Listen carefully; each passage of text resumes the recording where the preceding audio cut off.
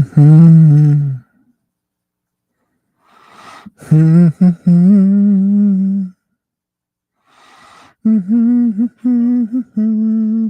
Humbleton.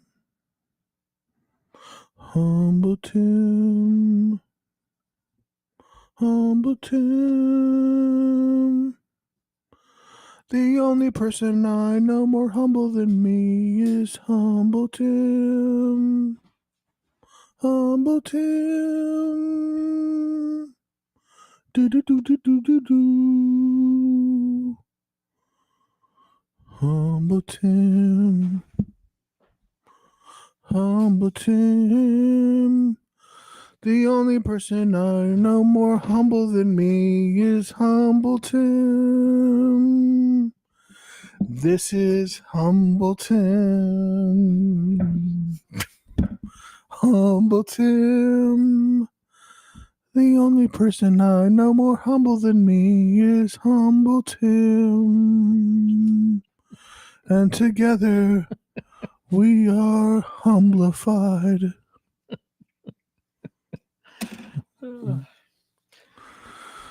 Embrace it, Tim. Embrace the humility. Are you going to start the podcast? Let's start the podcast. I was running out of ideas, so it's getting worse, ladies and gentlemen. It's getting worse. It's getting worse. Tim's was just getting tired of your starting thing. Oh, yes. I'm so sorry, ladies and gentlemen. It's No Sugar, No Cream podcast. It's Tuesday, and we're live on Facebook, not Instagram. We are on Instagram this time. We made it. We made it, ladies and gentlemen. My apologies. Guys, feel free to share the podcast on Facebook.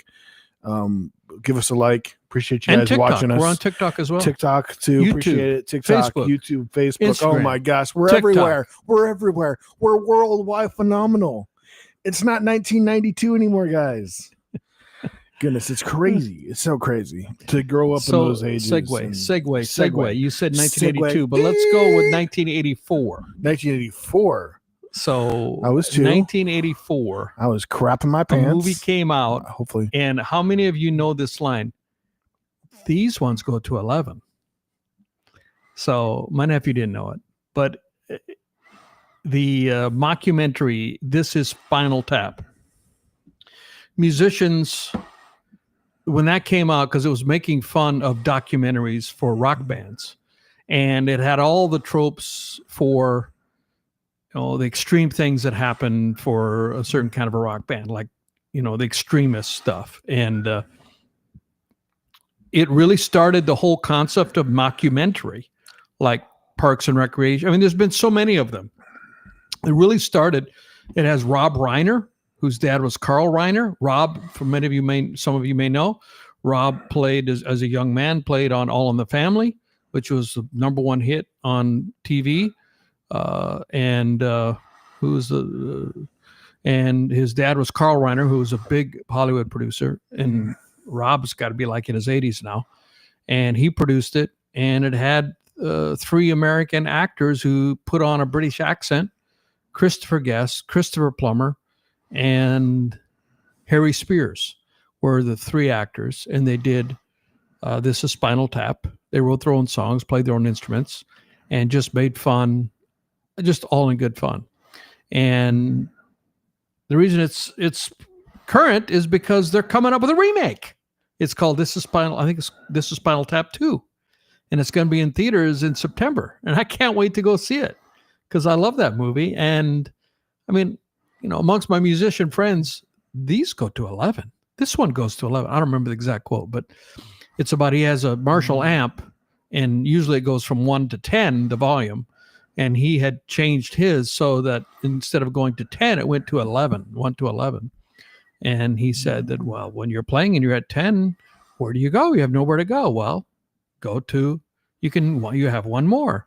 And Rob Reiner, was playing a character who was interviewing him, and said, well, why not make 10 one louder and then just stay at 9? And he looks at him befuddled and he says, these go to 11. And it was just, So funny that you're breaking up in laughter. They're just hilarious. But I was still trying to wake up. I just rolled out of bed. I was. So I don't know. Put a note below if you know this is Spinal Tap. If you know of that movie, it's all in good fun, and I'm excited about what they had some cameos. I mean, I saw the clip. They've got Paul McCartney on there pretending like this is Spinal Tap is a real band. And Elton John is on there and talking about the journey of the band. And Nigel Tufnell, the character played by Christopher Guest, is now running a cheese shop where he also sells guitars. And they're revisiting where all these characters are now. Doing the Happy Gilmore thing, a bunch of cameos. Yeah, kind of same thing, right? Yeah, Happy Gilmore, the second one. And everybody, and it's never going to be as good as the first one. It's practically impossible to beat the first one. So it's like, but man, yeah, that's. Did you like Happy Gilmore too? No, I was disappointed with it. I enjoyed some of the cameos, but yeah, that was part of the issue is that the cameos messed it up in a way. And I was thrown off by the storyline too of how they killed off the mother right away like that. His wife, because she's like one of the big amazing actress. She destroys in Modern Family. Just oh my gosh, her acting is amazing. Like that's one. I think I laugh more watching Modern Family than I have laughed watching any sitcom. I consider that much more funnier than The Office. Like I struggled to get in The Office, but that's just me. That's me. Oh man, I gotta turn you on to this new TikToker that she's hilarious. Oh my gosh, she'll go live in a character, and she's done Lorax. It's this orange character, and like she'll just interact with go live and interact with people with her audience, but just she has these goofy things she says, but Lorax looks ridiculous anyways because it's like this orange character, and then she's got a big stomach on it, and it's funny because she's a girl, and then she's like flirting with women and like saying a bunch of like funny things, and I gotta figure out the best way to introduce you because I don't know, it's much different than our buddy Chit. Because Chit's like a whole skit thing, which we had some. So, anyways, as I tell you about something, but not tell you about it. But I forget even the name of it. But she does Lorax, and she's blowing up like crazy. She's getting like millions of views on all her stuff. But back to Chit. Sounds like a podcast that I know. A little bit of one, but then she does a bunch that of was skits. talking about no sugar, no cream. I was being a little bit cynical or sarcastic. Yeah, one of her best lines is like, "I'm bashful." I just want to put that on a t-shirt too. I'm Laura. I'm bashful. I'm bashful. It's just the way she delivers is hilarious. I'm showing. I just gotta show you. I mean, it's a different. It's just it's amazing. Like the world we live in today. I mean, there are positives and negatives, but one thing is, you don't have to rely on gatekeepers. You don't have to do additions. You can just do your own thing, and get your friends around if you need to, like costume designer or whatever. Maybe she made her own costume or ordered it on Amazon, something, and has a Lorax costume. Pretty easily. I mean, you could probably order one on Amazon. I bet I could have one in a day. I bet I could have a Lorax costume. Guarantee it. Guarantee it. So, and not that expensive, probably. Yeah. So, who does she think we're the Lorax? We're bashful. No, I'm just kidding. So, I mean, I was just thinking about this. I mean, you didn't have the internet back in the day. I remember I'd read an article. I used to love to read the New York Times, and there'd be a reference to an artist that I didn't know, or a historical figure, or could be anything that I was interested. I'm always learning, and I would write that down or try to track that down, and I couldn't do it. Like, I was reading an article yesterday, last few days, and they were talking about this movement of Gen Z men.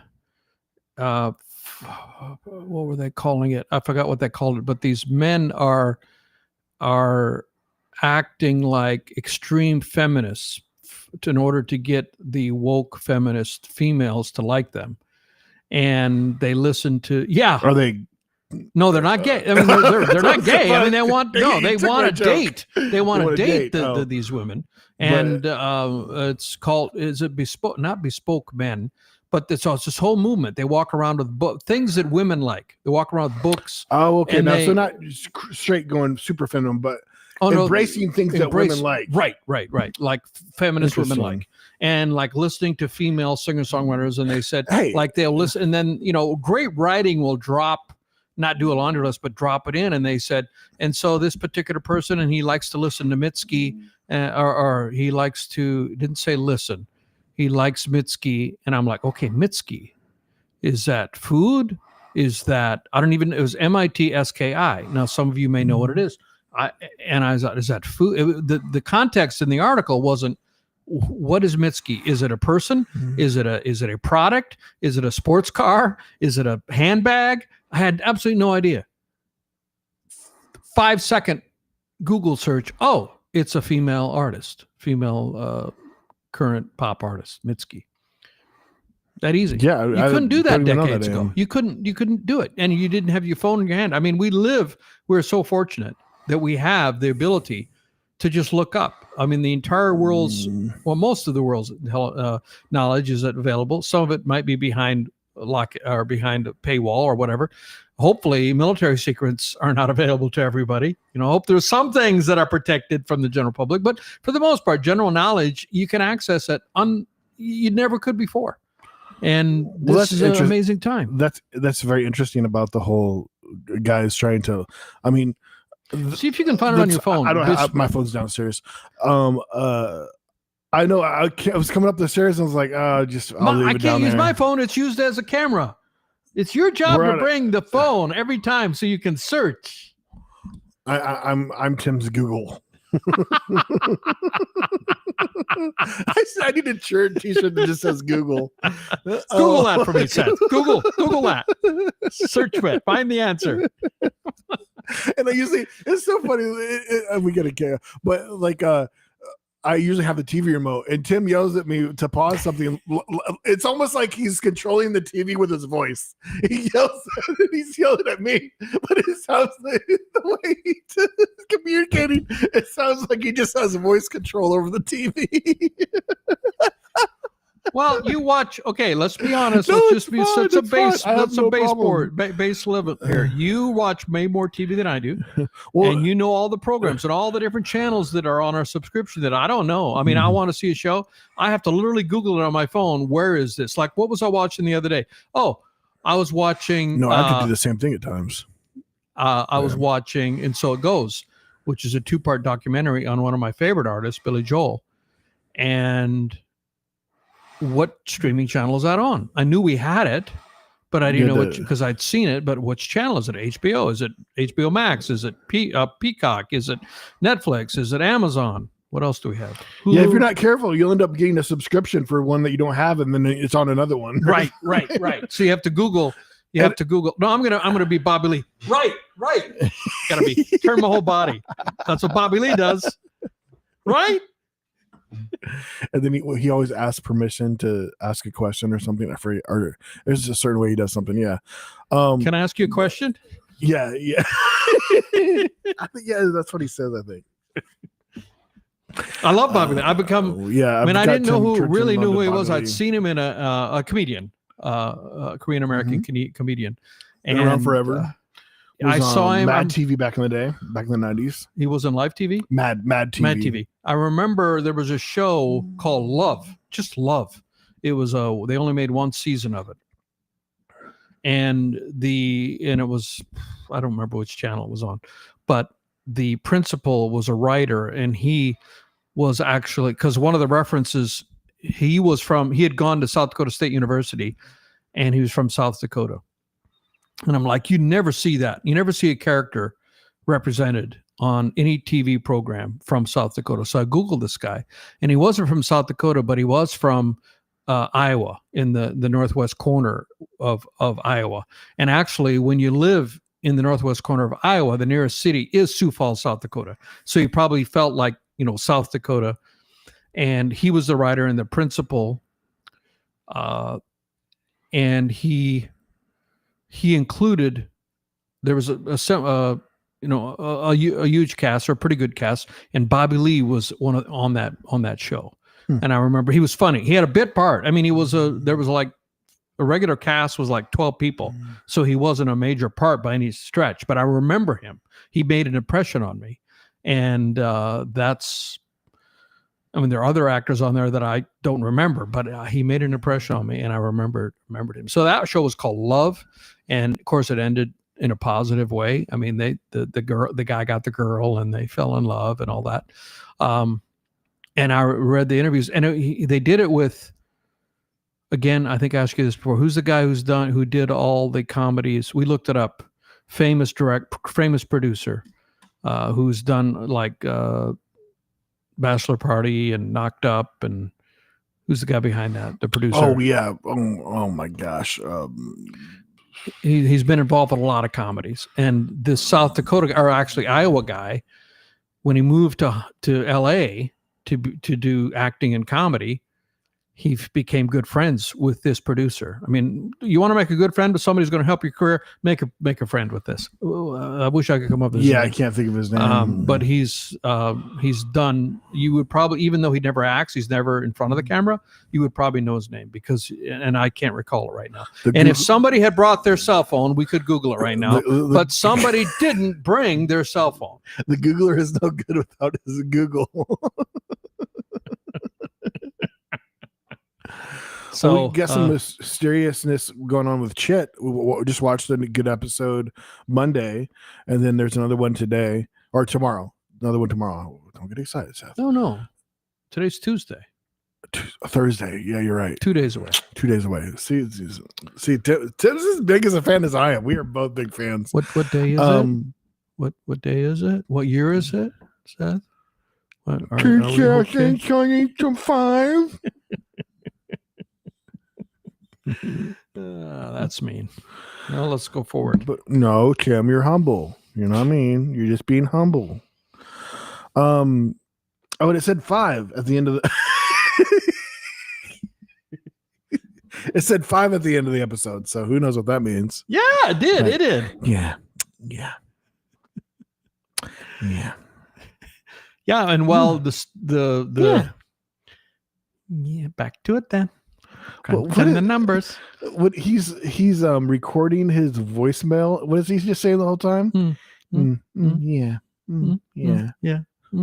Could you imagine going to a voicemail? I always want to do that on my voicemail. Yeah. Crunching the numbers. Do it, lady. Oh, yeah. Do it, lady. The business, the business is getting sold. Sold. Who knows what's going to happen? But they want to fight for it, so it's going to happen. Success. Yes. It's that. I'm just quoting all the lines that he keeps repeating over and over. And in fact, I got my good friend and co-writer Mike in on it, and he sent me a message the other. And he said his teenage daughter also is enjoying it. And we sent text back and forth coordinating our songwriting and our he has a teenage daughter? Yeah. Oh, wow. I didn't think he's younger than me, isn't he? I think so. I was going to see if he came over tonight, you take 10 minutes of you guys and do a really quick skit, have him record it and have me and Ben. It was like, me and Tim need to go viral. Yeah. And she's into it. And he sent me a text the other day. Success. Oh, I mean that he probably really appreciated that because I mean, what's the hardest thing to do is to something that you connect with your daughter, teenage daughter. It's like something that both of you like. They love you like crazy until it just a little flip. I mean, I have that with a cousin of mine. I love my cousin to death, and I swear there's just a little switch. Once she was old enough to a certain age, she just couldn't stand me. It's just like, and the first episode he played, he was in the living room and they were, relaxing. And he started playing is there a black person here? Is there a black person here? No, there's a white person in here. Oh, I don't need one of those. I'm looking for a black person here. It was a take on a black purse versus a black person. A black purse in here. I think we've explained this before. Yeah, this has started it all. And that got his daughter interested. She was like, "What? What is that? Is that a racist show? What are you watching, Dad? What are you watching?" That's a good one to start. Those millennials, quick too. Millennial. A teenager would be alpha by now, or Z, barely Z, or mainly alpha. I don't know how old she is, but the dividing line now between Z and alpha is around 14 or 15, somewhere in there. So, well, that's fine. What I'm allowed to call them, I'm not. You're allowed to call them whatever. I give you permission. No. As far as I'm we concerned. We don't use those so we got words generation. We don't use those words on this podcast, Tim. Beta, alpha, and beta. I mean, we're already got alpha, beta coming up already. I think their kids being born today are generation beta. They've shortened the generation, and who decides this? I don't know. But the generations are no longer 20 years; they're only 15. I don't know. I was just called a piece of crap. So I think Generation Alpha probably goes from maybe 1 to 16, roughly speaking, in age, and then Millennial goes from 17 to 32 already. There's no way this next generation is Alpha, though, right? They're more like betas. I would say. No, the ones being born are beta now. The betas. But the ones that are like, if you're 10 to 15 or 5 to 15 for sure, well, I know that my buddy's daughter is, I think she's 14 now, 13 or 14, and she is Alpha. She's Generation Alpha. And her older brothers, who are 3 or 4 years older, are Gen Z. Excuse me. And there is a difference. I mean, what I mean to say, there's more than a difference between their ages. They do have different viewpoints. Obviously, as each generation comes, they're more technologically proficient. But these younger generations are more and more conservative than you would expect. They're very conservative. And I mean, I think the future. Yeah, they got fed up to an extent. They got fed up. Yeah, I think they got fed up. Yeah, they've seen the negative effects of too much social media and too much extremeness of. Yeah, so there's a everything for every action there's a reaction. So, I think the pendulum is swinging, and that's good. I mean, you talk some of these, Gen Alpha kids. I mean, they are so smart beyond their years, and they're aware of what's going on, and more of those like I was at that age, not very cognizant of the world. But I guess when you have a phone, I mean, in fact, my pastor preached. He's got an 8-year-old son, and he was talking about raising his son as a Christian in today's world, and his son doesn't have a phone. He doesn't let his son have a phone. And friends were saying, how do you allow your son not to have a phone? He's not going to be cool if he doesn't have a phone. And Pastor Lyle said, I really don't care if he's cool or not. I care if he's holy. I care if he loves God. I care if he's a good person. So, and of course, I got great applause at the church, preaching to the choir, so to speak. But I mean, he's willing to take a stand, so to speak, and say, my son might be the only one in the class who doesn't have a phone, but I'm not getting him one. He doesn't need one. He's not going anywhere without me, and if I'm not there, he shouldn't be going there at that age, at 8. Obviously, when the kid becomes a teenager. 8. I was thinking older than that. I said like, no, 8. 8. Yeah, you did. I was thinking older for some reason. Yeah, so you did. You said 8. Yeah, teenager. I think it's going to be hard not to have a teenager with their own phone. But at the age of 8, at what time do you give them a phone? But I mean, I've seen 5-year-olds. The phone is like bigger than their head. I mean, it seems, with a big iPhone. Does a 5-year-old need a phone?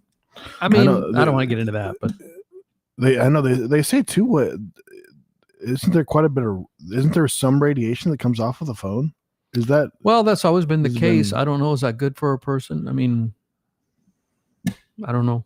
It's possible. Yeah, possible that is a problem. I don't know. I've had a phone forever and it hasn't affected me. Anyway, so if you're watching this video or watching this, and you have an opinion, either way, keep it to yourself. No, don't keep it to yourself. Let's have a discussion. Sorry, I apologize. Sometimes I think Tim and I are on the same wavelength, and I'm just messing up. Just ignore him. Just ignore him. Humble. Yeah. So what do you think? Do you think an 8-year-old kid should have a phone? And why or why not? And at what age should a child be given their first phone? What's your opinion? What's your opinion? We're interested. I'd like to hear. No, I answered it. Well, no need. Let's move on. No, good question. That's a good question. I would say personally, I would wait till a kid's a teenager. And then I think I'd also let it lead depending on how the kid is. Is the kid well behaved? I give it to him at certain times. Okay, there's no reason for a kid to take a cell phone to school unless I feel like it. Okay, like it is necessary. Like I want them to get a hold of me. Now there could be a circumstance where, like, see, what if your kid goes on a overnight field trip or something? And I mean, parents worry about their kids more than my parents did. My parents did, but the world wasn't as dangerous as it is now. And so your kid is gone for maybe your kid's at camp. It's some kind of a camp, music camp, Bible camp. There's all kinds of camps they go at. Yeah, and you're worried about your kid. Tim got detention back in the day for chewing gum. And then, I mean, I say that in a funny way. No, I'm saying that statistic. That's one of the things you got in front of. They complained back in the day, that's some that will for talking and chewing gum. Sure. Anyway, and your kid, maybe you're worried about your kid. Maybe your kid has asthma, or could be anything, and has to take certain medications, and you're just concerned. I could see then giving the kid, even if they're 8, having them have a phone. They're separated from their parents. I'm just trying to come up with scenarios, and I don't have any kids, so I don't know what it's like to be a parent, but I can only imagine. The concern, maybe the first time the kid goes away, and maybe the kid has some special needs, dietary requirements, or whatever. It could be asthma, has to have an inhaler, and you're concerned. I could see why you might need to have a phone so you can check in on your kid. I think I'd be more worried about my son being in class where there's a teacher that's really attractive. All these teachers sleeping with their kids. It's kind of becoming an epidemic. And goodness. I saw an article recently that's talking about that, and it's the dynamic. A lot of these women are, the teachers are very, gorgeous women, and all the guys make jokes like, that kid, he didn't get molested. He's enjoying it. 15-year-old kid, whatever. But I saw an article recently that said the dynamic, and then they usually have a good husband that treats them well, and then you wonder why did they do that to them. And the article was saying that it's about power. They have a power over the kid, and really that makes it, it does. They exert that power, whether it's soft power, and they do it gently and softly, but they have the power because they're older. And it gives them, some people revel in having power. All of us do to a certain extent. They say absolute power corrupts absolutely. And so there's some of that aspect that goes into these really hot, beautiful women that are like 30 with a great marriage, with a looks like a handsome husband that treats them well, and they still have the need to go and, molest 14, 15-year-old boy in their class. It happens, there's so many stories. It's almost not even, it's like, oh, another story. Oh, another one. But it's more about the woman is exerting power. That's what this article said. And it's not just about the sex, it's about the power. I know. I just thought they were horny. That's so interesting.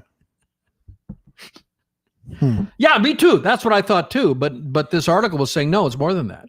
It's about the power dynamics. I think too that just the amount of time they spend with them, they get to know them, that, yeah, goodness, 8 hours a day. It is crazy how much time spent at schools. The amount of time I spent in school, even though I was homeschooled until 5th, but even, just the amount of stuff that just did not apply. The amount of stuff I loved, enjoyed, math, and that applies. You know how often I do algebra? Not every day. Never. I was like, I wish there could be something where you just 4 hours of school in the morning, and then there's some.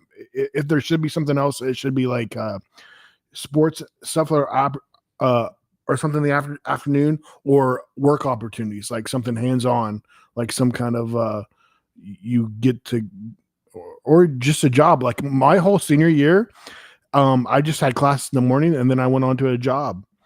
I was happy to be done with school. What job did you have? What was your first job? My first job was worked at a grocery store, bagging groceries, but there was never any raises or anything. And then, were you respectful to the customers? Very respectful to the customers. I'm sure you were. In fact, that was one of my first interactions with somebody that passed away. There was this really wonderful black lady that I worked with that ended up as manager, like second command, I think. And in fact, once I'd been there a while, I got kind of lazy and stuff, and she pulled me aside and gave me a little talking to that, just like, if I think about it too long, it'll probably make me cry, just because like it meant so much to me to her pull me aside and not lecture me, but just be like, hey, you're better than that, and I know you're raised better than that too, and all that kind of stuff. And she within a year or so or less, she was just losing energy, and after a few days, after probably less than a week, she had just passed away. She had a late stage cancer and didn't get it caught, and she just was getting tired and then passed away. And I definitely regret not going to that funeral. I don't know why I didn't go to that funeral, but they just said it was a celebration. She was a wonderful lady. Yeah, Hot Springs, Arkansas, right? Yep, that was in Hot Springs. She was a wonderful lady. Just pulled me aside and gave me a nice talking to, and just definitely one of those people that you didn't have to ask if they were a Christian, because you could just tell it by their character and by who they were. It's really a wonderful experience in that kind of environment. But yeah, it was that was a nice, good experience too, because I mean, I was 16, and I mean, I was getting to interact with people, from all walks of life, and I mean, getting to be like, hey, I enjoy working more than I going to school. I never liked school much. I mean, I didn't apply myself very well. And well, I mean, other than, the first 12 grades, I don't think that's going to be replaced, but college, generally used to be, everybody goes to college, and the stats were, depending how, I've seen the stats so many times of the more education you had, the more money you made in your lifetime. And that held true, but that doesn't keep up with the current situation. And now college has gotten so expensive. When I went to college, my bill at the end, now I worked during all the time. I worked in summers, and I also worked during the school year after in college. And so that helped. But my total bill was $5,000, and I got an engineering degree. Wow. And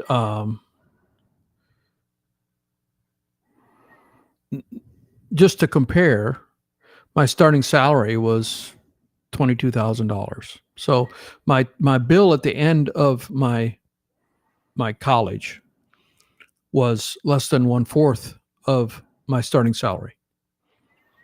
And today, the same degree, bachelor's degree, mechanical engineering, average starting salary, well, I've Googled it a few times, but it could be in the range of $80,000 right out of college. Sometimes could be less, could be 60, but let's say 80. Let's say just 4 times more. And you're not getting, even if you go to state school, you are not getting an engineering degree with $20,000. That ain't going to happen, because multiply everything times 4. If to make it equivalent of what would have been, so my starting salary was $22,000, and which was a lot of money back then. I mean, a lot of inflation has happened, and $22,000 to start, $5,000 bill, so less than 1/4 of my starting salary. And now let's say you could get 85, and you may even not even get that. You may only get 65, but let's say you got 85 or 80. Let's make it 80. 1/4 of that would be $20,000. What I don't think even the School of Mines in South Dakota, where I went, state school, I'm pretty sure you couldn't get a 4-year degree with $20,000. And so everybody's graduating with these huge 6-figure bills, and it's just really hard to pay that off. So college leaves you with a huge, huge bill into their 40s. I know people that are into their 40s still paying on their school loans. And I mean, you should be saving retirement. We're saving for putting your kids through college. Again, college. And now you can make a lot more money by getting into the trades. The trades like electrician, plumber, you can mint money, especially if you have your own, if you work for somebody else. Well, but if you have your own electrical business, it's your own business. So you do the invoicing.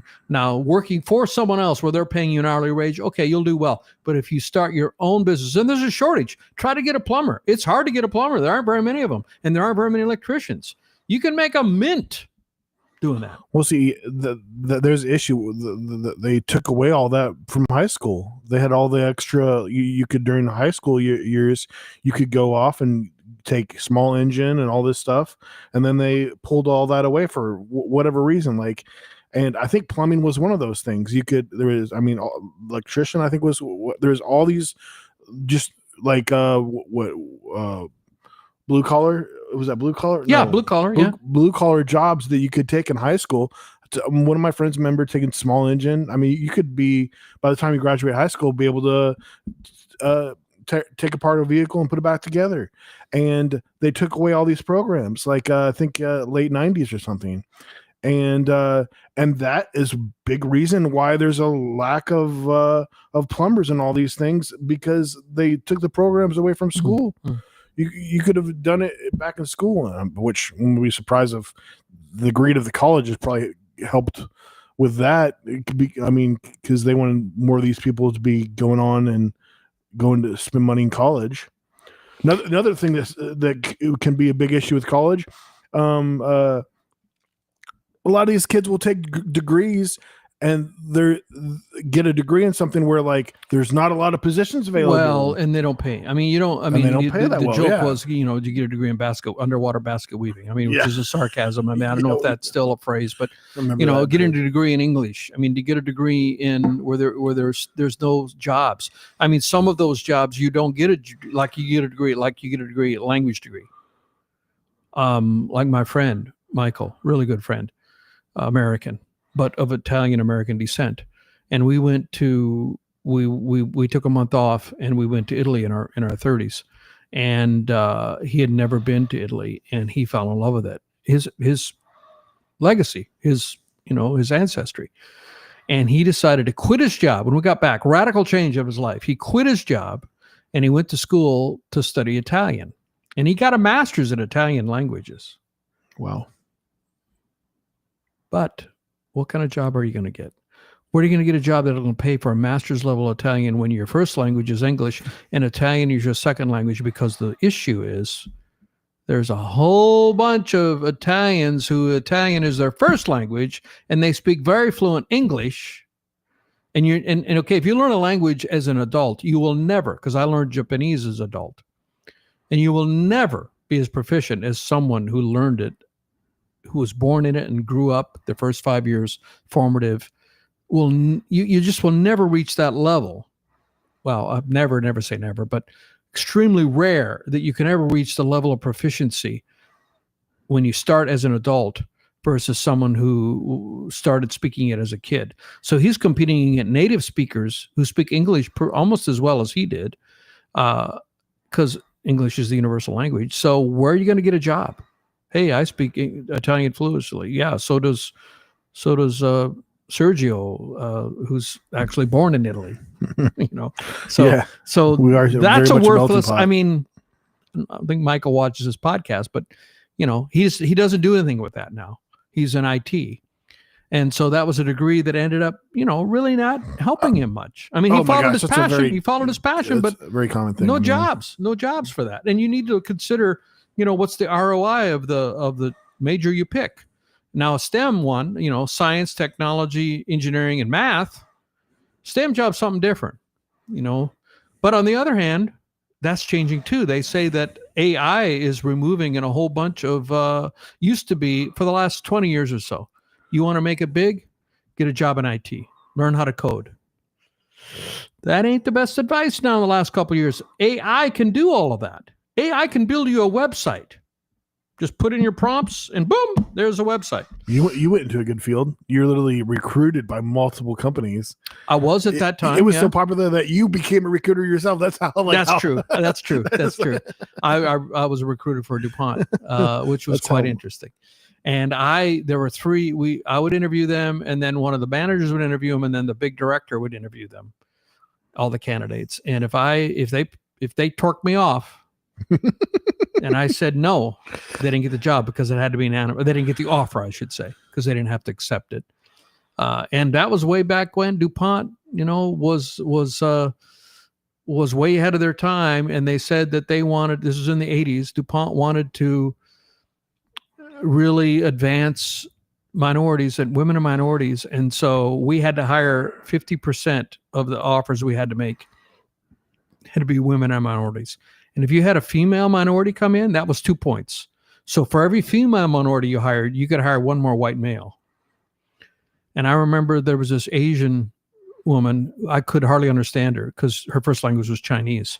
And she spoke English so poorly. She had a master's degree in something. And we offered her a job because we needed, 2 points. That means you could hire one more white male because you hired her.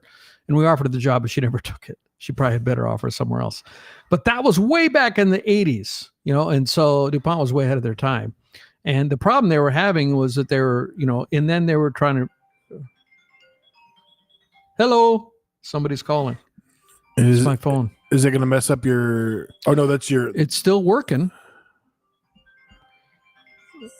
Whoever that is, stop calling. I should have put it on, we're live. Yeah. How many minutes are we at? Can you tell? Okay, looks like we're live. I mean, this is the first time this has happened. I neglected to put it on sleep mode, and my apologies to you. And if you heard that, I'm guessing you probably did. Well, yeah, sure. I'm sure they could. So it's still, I can see my hand moving in the camera on the computer. So apparently it's still valid. We are live. Hopefully we're still live. I don't think we're not live. Learning something new every time. Just have to remember, put it on sleep mode. Does it say live? Upper right-hand corner? Does it say upper right-hand corner? What does that say? In session. End. Okay. So that means we're still going.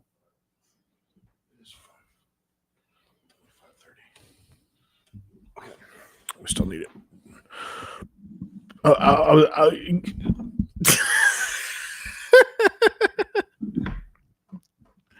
like Bobby Lee. I love him. I want to be as famous as he is. As you can see, we can easily be turned off of to be distracted. Gosh, that was horrible. We just went into La La Land. Is it working?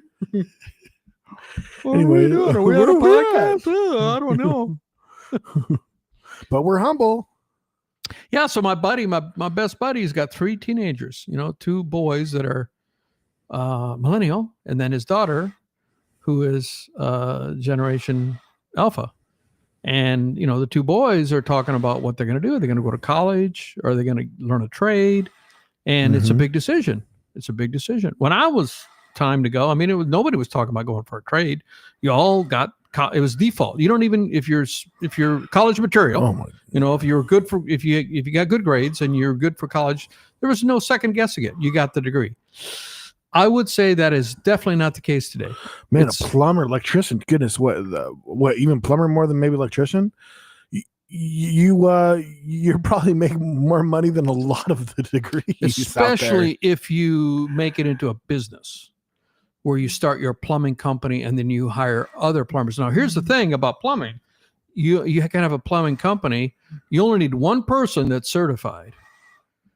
And as long as one person has the license, well, I'm sure it varies by state, but in Indiana, you can have a plumbing company and you can have 10 people who are plumbers, and only one of them has to have that high level certification, and they can be working under. Now, I'm sure you're supposed to have the guy who has the the certification, checking everything. But if you go through that and you get that certification, then you can start a company and hire people under you who don't have the certification, and you can still charge at the top rate. And that's how you make a mint. You start a company. You just don't be a plumber day and work for your hourly job. That's rich man, poor dad stuff. Rich man, poor dad, although he's ended up being a little bit crazy. But Robert Kiyosaki, he wrote an incredible book. And one of his premises was he had a 4-quadrant thing.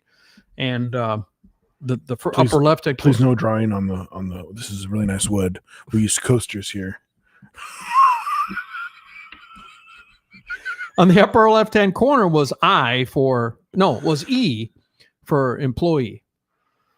You're just trading your time for hours for time, or time for money.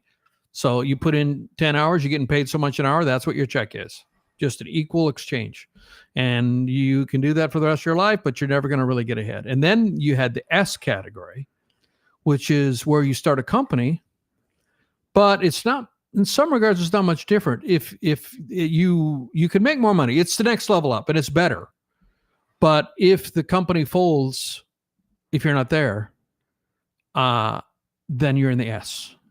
Like, for example, if you had a plumbing company and there's only one person that's plumber certified and you have to be there. And if you decided to quit, the company wouldn't continue. Or a CPA practice or a doctor's office. Same thing. They can make a lot of money, but they have to be there. It's a business, but they're still, to some extent, trading time for money because you have to be there. Now, if you create systems, and the next level is C for corporation. And then you have people working that you don't definitely oversee, like you big corporations like Tesla, obviously. I mean, Elon Musk doesn't he doesn't build the cars, right? So, and when the demarcation line between the S and the C, a little bit nebulous, but when you have a company that's big enough that you are more managing them than actually doing the work, you're managing people doing the work, you're not doing the work.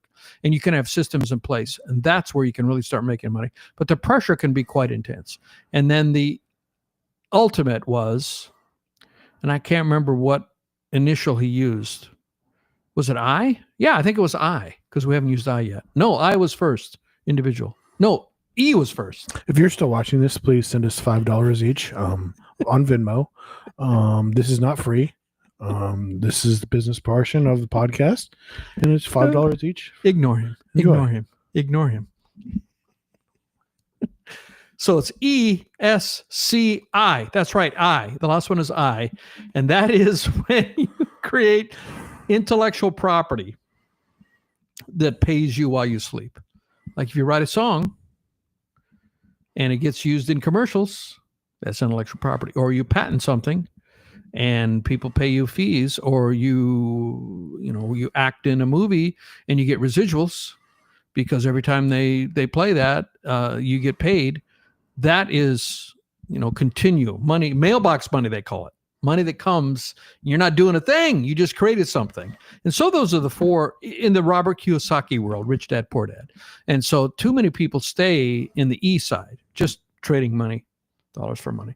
So that's why I would start out of the gate. You try to at least move one level up and start a company. And then if the company gets big enough and you have systems in place, you started a plumbing company and you started out and you're in the I or you're in the S or yourself, but you got to be the one certified. Then you get somebody else to be certified. And then you can be management, and then you could leave for a month and go to Europe if you wanted to, and the thing would still run. Then you're starting to move toward the C category, and that's where the big money comes in. Tim's workshop will go live next week. If you send $19.95 to our Venmo down below, we'll get that to you right away, and all those businesses tricks of the trade and such. Yeah. Please just Venmo us over that $19.95, and we'll get that right out to you. We'll show you. It's like the back of them. I think probably tired trope that I keep saying it, but like the guy that when we used to be magazines, there'd be little like 1/2-inch ads in the back of the magazine. Send me $10 and I'll show you how to make $1 million. And the secret was put an ad in a magazine and get people to send you $10, and that's how you make your million. That's not even a joke. That's like a real, like, seriously. Yeah, I remember. A real thing. Yeah. So that's probably what the category of my advice is. You know, you Guys, weigh it for yourself if it's worth anything. I don't know. If there's 5,000 people watching us and you each send us $50, you will make us rich, and you could do the same thing, and it works. We'll let you know if it works. Just each of you send us $50. If it makes us rich, we'll let you know. If 1 million of you send us $50, we'll have $50 million. Just think, what would you do with $50 million? Well, I'm 25. We'd split it. What would you do? $25 million? Oh. All we need is 1 million of you to send us $50. It's a joke. Don't send us. There's no address that you can send it, so don't send. It's a joke. If you do, I'll send it back. Cash App, Venmo.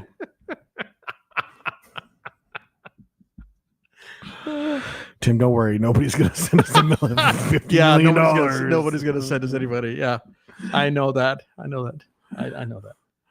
We have to beg for a like. Please like our video.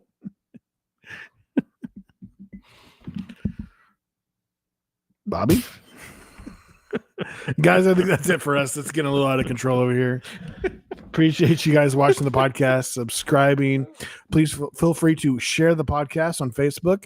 That gets us out to more people. We really appreciate that. You can check us out on YouTube, Spotify, Apple, where you find your podcasts. And guys, we will see you next time. Thanks for watching. Appreciate you. Bye. Bye. Bye.